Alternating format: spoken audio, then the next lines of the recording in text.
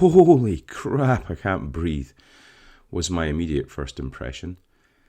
After dunking my head in the North Sea, stupidly following a friend's suggestion. Now, there's a variety of reasons why this is supposed to bring good health, but I'm not going to rhyme them off. Just read the Wim Hof method yourself.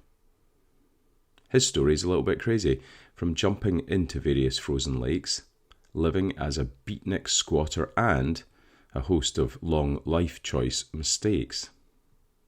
And through it all, despite adversity, there was always exposure to cold. And if you believe all that he says, perhaps you will also never grow old. But today I'm just going to explain how I got myself into the sea. And if you have a small interest, you can do it the way that worked for me. It first started in the shower at home, probably about 2 years ago now. Right at the end, I'd turn the temp down, and the shock would hit me like pow! I'd try and last for 30 seconds, as suggested by Mr. Wim Hof, hyperventilating in some distress until I could switch the damn thing off. Day after day, I'd start a little cooler, the dial just a bit more to the low, and wouldn't you know it, within 4 weeks, there was nowhere left for the dial to go. From then on, I just kept it at cold, a bracing start to every morning, but the house shower effect began to wane, and this next bit comes with a warning. Please don't listen to this excited, then head straight down the beach and throw yourself into the waves, a watery, freezing grave you may reach. When I started going in the sea, it was with high levels of precautions, in a group, wetsuits on, coffee waiting. Any newcomers took the same cautions.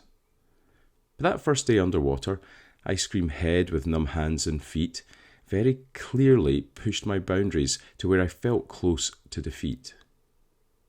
It would have been far easier to stay at home and never go back, standing under that lukewarm shower, lacking in any form of frosty attack. But as you'll hopefully know by now, that's not really the way of me, and perhaps setting these examples can maybe inspire 2 or 3. Personally, the biggest realization is the effect it had on my cortisol. Not during, but afterwards. I could almost feel my stress levels fall. So on the days when I take the plunge with those other somewhat crazy guys, the rest of my day seems far easier. You can imagine my surprise. It seems that for me what happens in those freezing waves of fun, no matter what things happen later on, the toughest part of my day is already done. The residual effect is so indescribably good, and that feeling can last the whole day. I'd encourage you all to give it a shot and embrace the Wim Hof way.